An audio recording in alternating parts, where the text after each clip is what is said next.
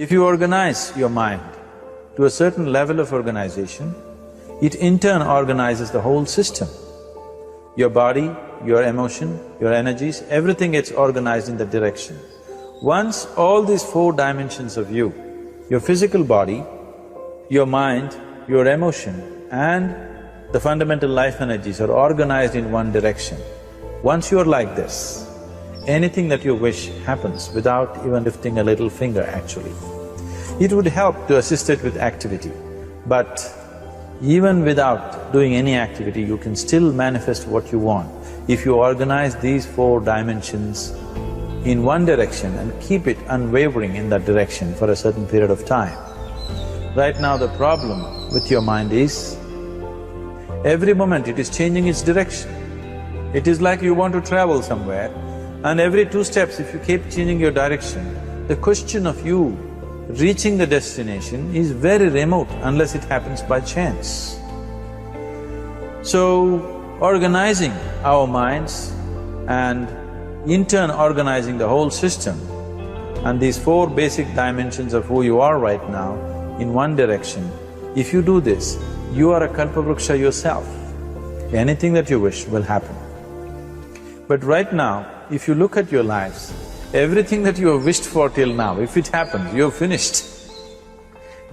Everything and everybody that you have desired for, if all of that lands up in your house today, could you live with that?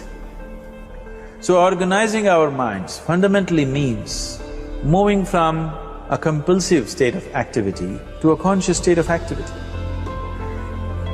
You might have heard of people for whom they asked for something and beyond all expectations it came true for them. Generally this happens to people who are in faith. Now, let's say you want to build a house. If you start thinking, oh, I want to build a house, to build a house I need 50 lakhs, but I have only 50 rupees in my pocket, not possible, not possible, not possible. The moment you say not possible, you're also saying, I don't want it. So on one level, you're creating a desire that you want something, on another level, you're saying, I don't want it. So in this conflict, it may not happen. If you want life to happen the way you want it, because right now, the very crux of your happiness and your well-being is this. If at all if you're unhappy, the only and only reason why you're unhappy is, life is not happening the way you think it should happen. That's all it is. So if life is not happening the way you think it should happen, you're unhappy. If life happens the way you think it should happen, you are happy. It's as simple as that. So if life has to happen the way you think it should happen, first of all, how you think, with how much focus you think, how much stability is there in your thought, and how much reverberance is there in the thought process will determine whether your thought will become a reality or is it just an empty thought. Or how you do not create any impediments for your thought by creating negative thought process. Is something possible or not possible? Is destroying humanity. What is possible and not possible is not your business, it's nature's business. Your business is just to strive for what you want.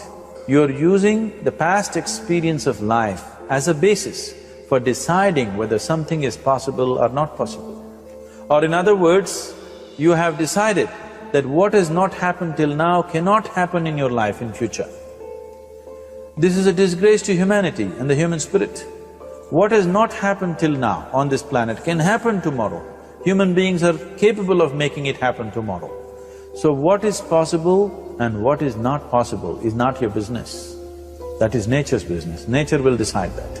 You just see what is it that you really want and strive for that. And if your thought is created in a powerful way, without any negativity, without any negative thoughts bringing down the intensity of the thought process, it will definitely manifest.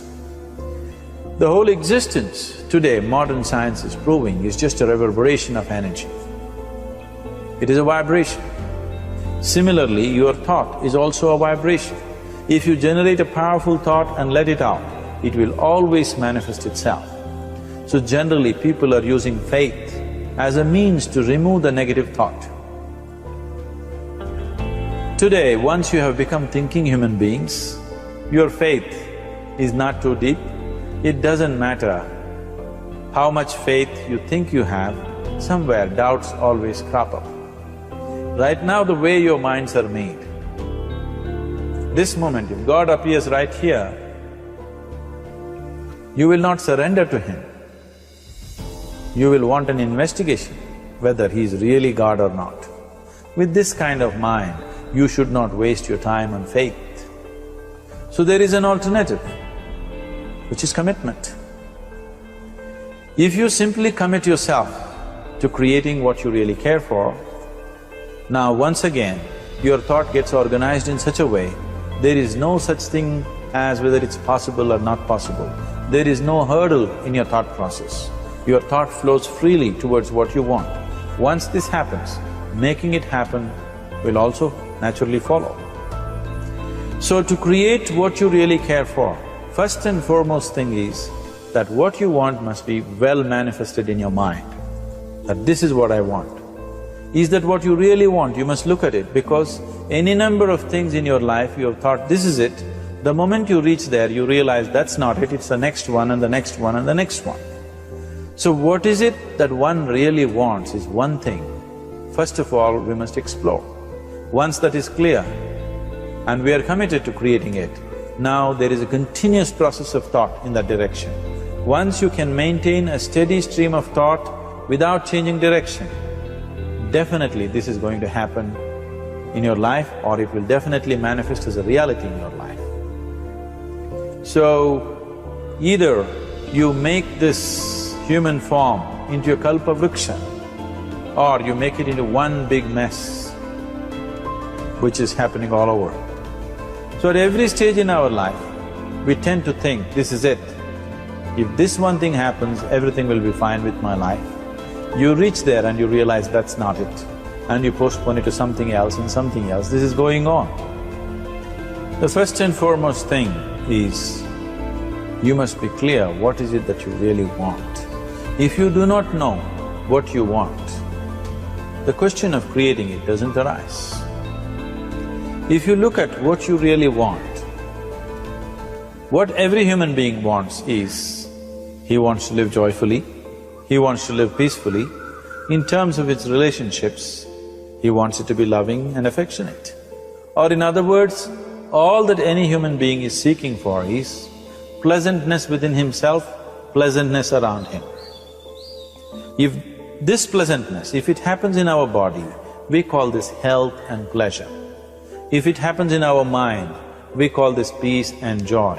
If it happens in our emotion, we call this love and compassion. If it happens in our energy, we call this blissfulness and ecstasy. This is all that a human being is looking for. Whether he is going to his office to work, he wants to make money, build a career, build a family, he sits in the bar, sits in the temple, he is still looking for the same thing. Pleasantness within, pleasantness around. If this is what we want to create, I think it's time we addressed it directly and commit ourselves to creating it. So you want to create yourself as a peaceful human being, joyful human being, loving human being, a pleasant human being on all levels. And do you also want a world like this? A peaceful world, a loving world, a joyful world? No, I want greenery, I want food. When we say a joyful world, that means everything that you want has happened. So this is all that you're looking for. So all that you need to do is commit yourself to creating it, to create a peaceful, joyful and loving world, both for yourself and everybody around you. Every day in the morning, if you start your day with this simple thought in your mind, that today, wherever I go, I will create a peaceful, loving and joyful world.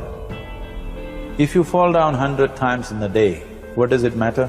For a committed man, there is no such thing as failure. If you fall down 100 times, 100 lessons to be learned. If you commit yourself like this to creating what you really care for, now your mind gets organized. Once your mind gets organized, the way you think is the way you feel, your emotion will get organized. Once your thought and emotion is organized, your energies will get organized in the same direction. Once your thought, emotion and energies are organized, your very body will get organized. Once all these four are organized in one direction, your ability to create and manifest what you want is phenomenal. You are the creator in many ways.